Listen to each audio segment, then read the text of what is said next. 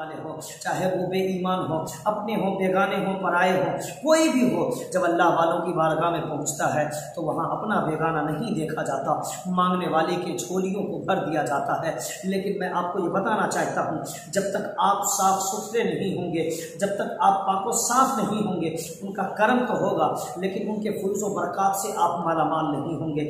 इसलिए अपने आप को साफ सुथरा करके जब उनकी बारगाह में पहुँचेंगे और जब उनका कर्म होगा तो इंशाअल्लाह आपकी दुनिया भी संवर जाएगी और आप आखिरत में भी कामयाब व कामरान नजर आएंगे।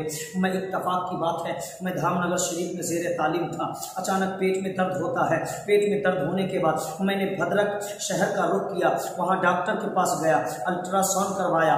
चेक करने के बाद ये पता चला कि पेट में अपेंडिक्स की शिकायत है, ऑपरेशन करवाना पड़ेगा। मैं दूसरे डॉक्टर के यहाँ गया, दूसरे डॉक्टर ने भी इसी रिपोर्ट को मुझे सुनाया।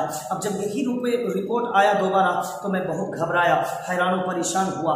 जब मैं मदरसा लौट कर गया धामनगर शरीफ, अपने असातिज़ा इकराम के सामने उनकी बारगाह में मैंने अपनी बात रखी कि मैं काफ़ी परेशान हूँ, मेरी तबीयत बिगड़ चुकी है, मुझे रुख्सत दी जाए, मैं अपना घर जाना चाहता हूँ। लेकिन इत्तफाक हुस्न इत्तफाक ये था कि उर्से हुज़ूर मुजाहिद मिल्लत अलैहि रहमतुर रिज़वान 15-20 दिन बाद ही आने वाला था। हमारे असातिज़ा इकराम ने ये हमें एडवाइज़ और मशवरा दिया कि एक काम करें, आप कुछ दिन यहीं ठहर जाएं, कुछ दाल है उसका इस्तेमाल करें, कुछ दवा का इस्तेमाल करें।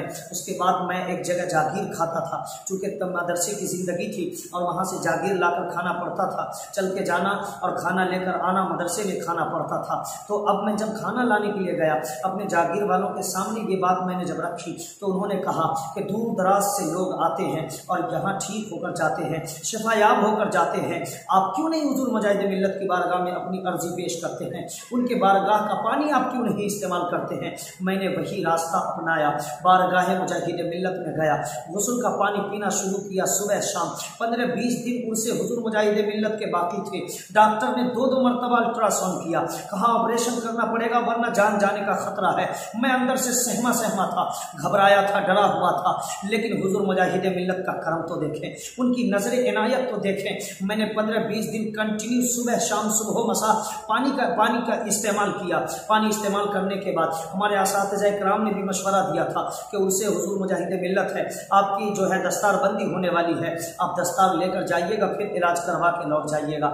मैंने भी वही रास्ता अपनाया कि चलो ठीक है, हमारे बुजुर्गों का कहना है तो हम भी बारगाह मुजाहिद मिल्लत का पानी इस्तेमाल करते हैं। और असातिज़ा इकराम की बात को, उनकी बात को सर आंखों पर रखते हुए 15-20 दिन रुक जाने में ही क्या है, अब मर्जी मौला अज़हमा औला। मैं ठहर तो गया लेकिन पानी पीता रहा।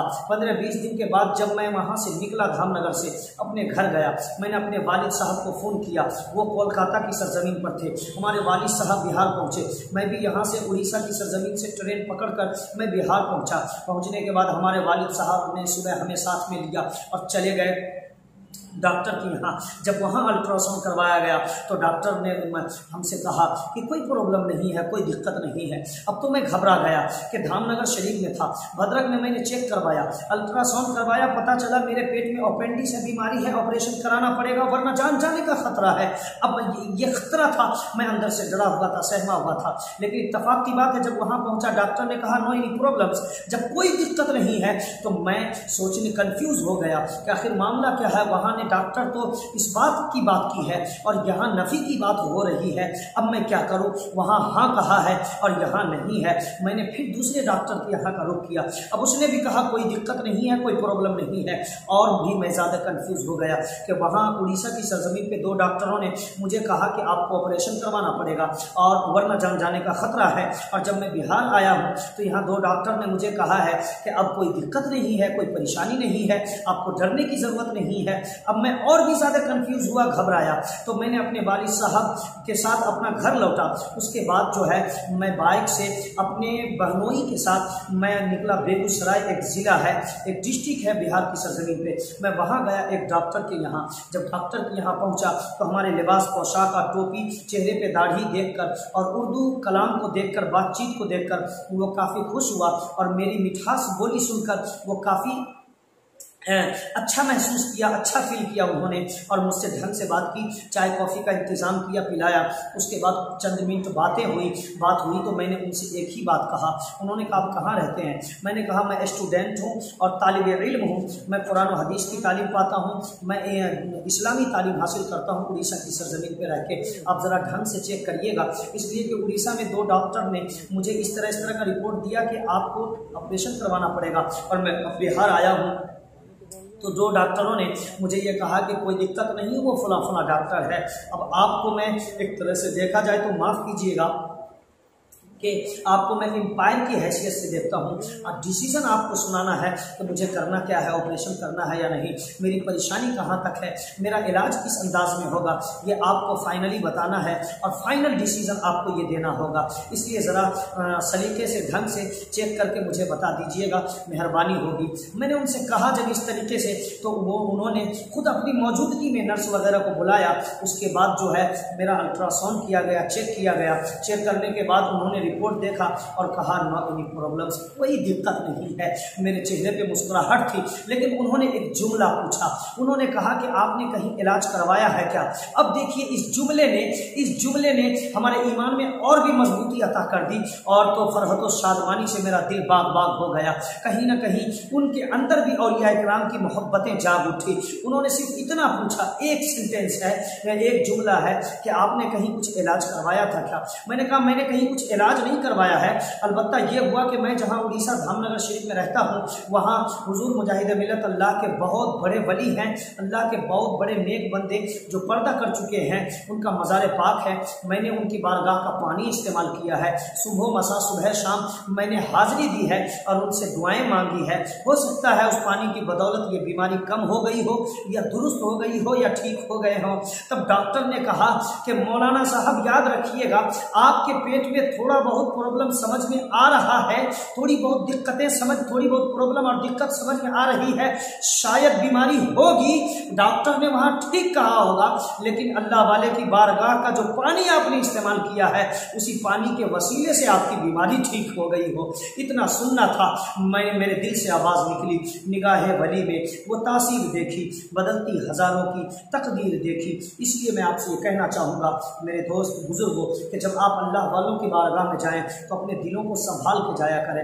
कौन कहता है कि अल्लाह वालों की बारगाह में बारगाह से कर्म नहीं होता और मांगने से हमें नहीं मिलता?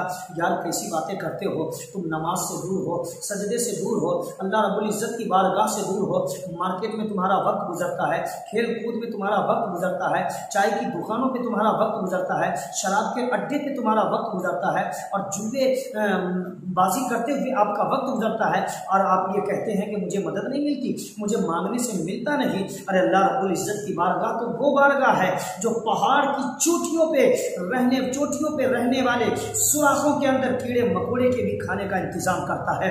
आपके लिए खाने का इंतजाम नहीं करेगा और आप जो ये सुबह शाम खा पी कर तंदुरुस्त हट्टे कट्टे होकर जमीन के ऊपर बोझ बनकर जिंदगी गुजार रहे हैं, क्या ये मेरे रब का एहसान नहीं है? क्या ये मेरे रब का मेरे रब की दी हुई नेमत नहीं है? आपको समझना पड़ेगा। कौन कहता है कि अल्लाह रब्बुल इज्जत की बारगाह से मांगने से नहीं मिलता? जरा मांग के देखो यार, कितने गुनाह किए हैं आपने, कितना मांगना है आपको और क्या मांगना चाहते हैं। अल्लाह रब्बुल इज्जत की बारगाह से आप कभी अल्लाह रब्बुल इज्जत की बारगाह में जाइए, सजदा रेज हो जाइए, रात के अंधेरे में सन्नाटे में मस्जिद में बैठकर अल्लाह रब्बुल इज्जत की बारगाह में दुआ के लिए हाथ उठा दीजिए, रो रो कर, तड़प कर, गिड़गिड़ा कर, बिलख कर, सिसक कर अल्लाह रब्बुल इज्जत की बारगाह में ये अरीज़ा पेश करिए, परवरदिगारा ये गुनहगार खताकार सियाकार बंदा तेरी बारगाह में माफ़ी के लिए आ गया है, तौबा करता हूँ, मेरे गुनाह को माफ़ फरमा दे और हमें नेकोकार बना दे, हमें अच्छे रास्ते पर चलने वाला बना दे, हमें सिराते मुस्तकीम पे चलने वाला बना दे, हमें नमाज का पाबंद बना दे, हमें शरीयत मुस्तफ़वी पे अमल पैरा होने वाला बना दे। जब इस तरह आप दुआएं करेंगे इंशाअल्लाह अल्लाह रब्बुल इज्जत की बारगाह से उम्मीद कभी है कि अल्लाह का करम होगा। आपके हाथ तो दुआ से बाद में नीचे आएंगे, अल्लाह रब्बुल इज्जत का करम पहले आके पहुंच जाएगा, तौबा की तौफीक नसीब हो जाएगी और आपका बेड़ा पार हो जाएगा। दुनिया में भी आप कामयाब हो जाएंगे, आखिरत में भी आप कामयाब हो जाएंगे। कौन कहता है मांगने से नहीं मिलता? यार कैसी बातें